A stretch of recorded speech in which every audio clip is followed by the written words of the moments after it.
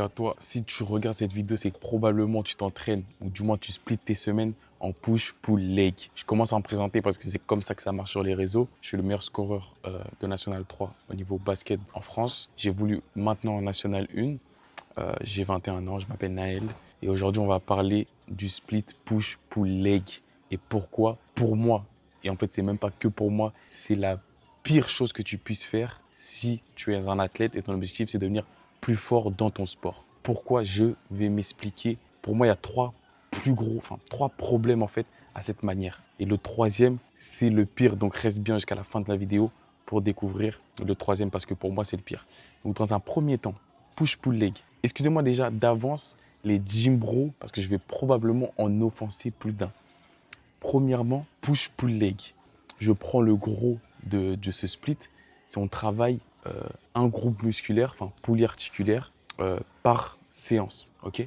Donc le premier point, c'est que je te garantis que tu vas louper une séance. Moi, mes clients, ce sont des clients très très sérieux parce qu'en fait, dans mon accompagnement, j'accepte pas du tout des clients qui ne sont pas un minimum sérieux. Et ça, je le dis dès le départ. Même si eux, ils loupent des séances, toi, je te garantis que tu vas en louper aussi. Maintenant, ce qui va faire la différence, c'est comment tu découpes tes séances. Nous, on les découpe d'une manière totalement différente et j'en viendrai à la fin de la vidéo. C'est pour ça que reste bien jusqu'à la fin. Mais donc, le premier problème, c'est que si tu loupes une séance, tu dois attendre 7 à 10 jours avant de retravailler ce groupe musculaire. Ok? Par exemple, tu loupes le leg day, comme ils disent les gym bros. Tu loupes le leg day, tu dois attendre la semaine d'après. Donc, du coup, tu fais 15 jours sans bosser tes jambes. Tu vois? Donc, ça, pour moi, c'est un des problèmes pas le plus important. Parce que si tu fais toutes tes séances, on va dire que, OK, maintenant, on va arriver sur le deuxième problème. Tu vas arriver cramé à tes entraînements. Et je pense que tu arrives cramé à tes entraînements. Mais tu penses que c'est bon, tu es cramé, tu vas bosser, tu vas progresser. Mais c'est pas comme ça que ça marche. OK, imaginons, tu arrives, on est leg day, OK? Donc là, on est sur le deuxième problème, important aussi d'en parler, c'est que tu travailles le même groupe, OK? Donc du coup, on arrive sur le leg, tu arrives à l'entraînement, tu es KO. Parce que tu as fait quoi? Leg extension, mollet extension, tu as fait des squats, tu as peut-être fait des deadlifts aussi, mais tu arrives à ton entraînement derrière, tu es complètement KO. Et le problème avec ça, c'est que tu risques de te blesser en fait. Et ce n'est pas du tout ce qu'on recherche. Premièrement, pendant ton entraînement, tu ne vas pas du tout être performant, ce qui peut derrière te poser problème si par exemple ton rôle, ton objectif c'est gagner, donc de monter de division ou quoi, tu ne peux pas te permettre d'arriver et d'être fatigué, complètement KO à ton entraînement, tu vois. Donc ça c'est le deuxième point.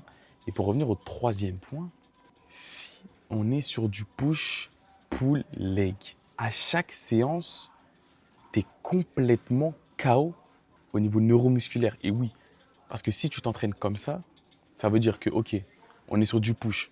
Tu vas faire bench press, tu vas push un max et tu vas soulever lourd. KO, tu vas être KO à la fin de la séance. Ensuite, du pull, tu vas faire du rowing, tu vas soulever lourd, pareil, tu vas être KO encore une fois. Ensuite, tu vas faire dans ton leg day, tu vas faire du squat lourd, tu vas encore une fois être KO. En fait, avec ça, sur le long terme, c'est beaucoup trop dangereux, surtout pendant la saison, tu vois. Donc, si tu t'entraînes comme ça, bah, je te conseille, encore une fois, je pense que je ne le dirai jamais assez dans cette vidéo, d'arrêter tout de suite. Pourquoi? Parce que déjà, là, je t'ai cité 3 problèmes, mais parce que tu risques de te blesser. Tu risques de te blesser. La blessure, ce n'est pas du tout ce qu'on recherche, tu vois. Donc, nous, comment on fonctionne dans notre accompagnement?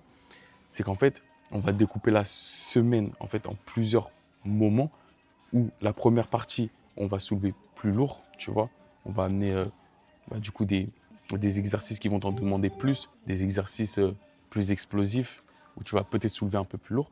Mais derrière, ça ne va pas être du tout le cas pour toutes les séances. Il y a des séances où on va être plus justement sur gagner de l'amplitude articulaire, tu vois, de la stabilité ou du conditionnement aussi. Ça peut jouer surtout en off-season. On peut aussi faire des sprints dans la première partie, mais dans la deuxième partie, on ne va pas du tout être sur par exemple, du push ou tu vois, on est sur une partie globale, tu vois, plus du corps aussi sur la deuxième partie. Et ça te permet en fait d'arriver performant à l'entraînement, tout simplement, de ne pas arriver KO. À tous tes entraînements, tu es frais et surtout de garder une certaine shape et de garder sur le long terme, en fait, que tu n'abandonnes pas. Parce que je te garantis que là, surtout si tu es au début et tu nous fais du push-pull-leg, ok, tu vas tenir 1, 2, 3 mois si tu ne te blesses pas, mais je te garantis que tu ne vas pas tenir 1 an, voire plus. C'est impossible. Parce que si tu enchaînes ça, plus ta vie sociale, plus ton travail, c'est impossible. c'est impossible. À un moment donné, ton cerveau il va dire non, c'est trop et tu vas te blesser. Donc du coup, je veux bien que tu retiennes sur cette 20 vidéos que le plus important pour un athlète, c'est pas de s'entraîner plus ou donner plus d'efforts, c'est s'entraîner mieux. À commencer par arrêter ce split. Ciao, ciao.